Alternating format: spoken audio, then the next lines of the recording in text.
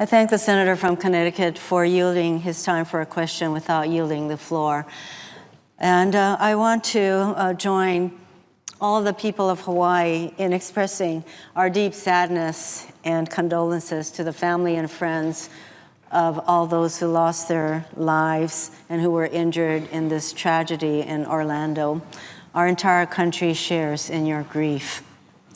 Like everyone who has spoken today, I'm saddened and outraged by what occurred in Orlando this past weekend.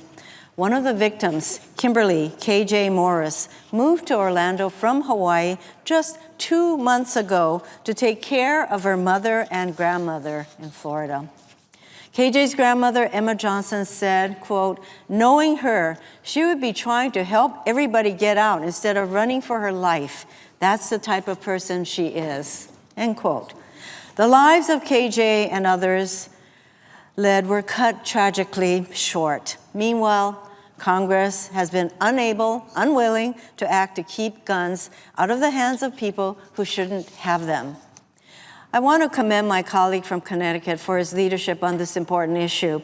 He has been on the floor of the Senate week after week, month after month, calling on us to enact sensible gun legislation to keep our communities safe and to save lives.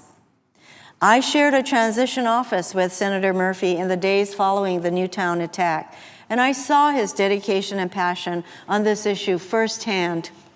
In his first speech on the Senate floor, the senator from Connecticut said, quote, "I never imagined that my maiden speech would be about guns or gun violence. Just like I could never imagine I'd be standing here in the wake of 20 little kids having died in Sandy Hook or 6 adults who protected them, but sometimes issues find you," end quote. We all share his heartbreak that of all issues, this is the one that found him. But I'm proud to stand with him and with all of my colleagues and with all the children, families, and communities affected by the gun violence epidemic in our country. I agree with my colleagues wholeheartedly when they say that it is no longer the time for thoughts, for prayers, for reflection. It is a time for action. In Hawaii, we have one of the lowest firearm death rates in the entire country. This is not an accident. Our elected leaders in Hawaii and community have recognized that our laws should balance the interests of responsible gun owners with the interests of public safety. And of course, we need to do more, so much more, on the federal level. I supported the Manchin-Toomey bill to close the gaping loopholes in our background check system before guns can be purchased. And I also strongly support Senator Feinstein's bill to prevent people on the terror watch list from purchasing a gun. Now is the time for action on these measures. Today, on this bill before us. Otherwise, the carnage in our country will continue. This year alone, 6,093 people have been killed by guns in our country. This includes 125 people who were killed by guns in the 3.5 days since Orlando. 125 more people have died since Orlando. If we stood here and provided 6,093 victims a minute of silence, we'd be standing here for 4 days, 5 hours, and 33 minutes. Moments of silence are not enough. I would like to ask my colleague from Connecticut a question. What kind of message are we sending to communities around the country if we once again do nothing to make our country safer? I thank the senator for the question. I think it's a very dangerous message.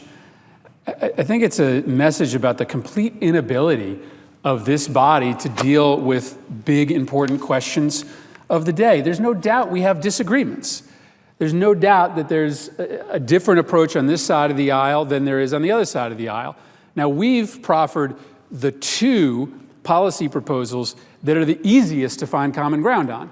But there's a host of other things that we would like that we know that it's going to be much more difficult to get consensus on the other side. What is so damaging about not doing anything, and frankly, what's so offensive about not even scheduling a debate is that we are admitting that this place doesn't have the capacity and the ability to deal with the big questions that are on people's minds. People are scared right now.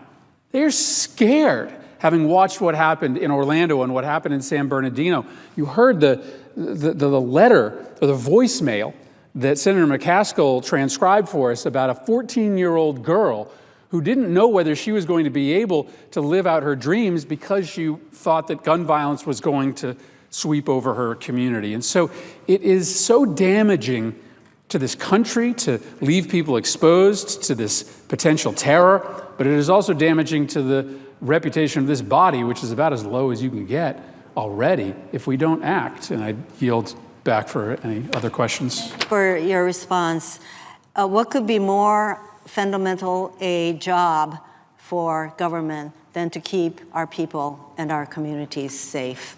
I yield the floor.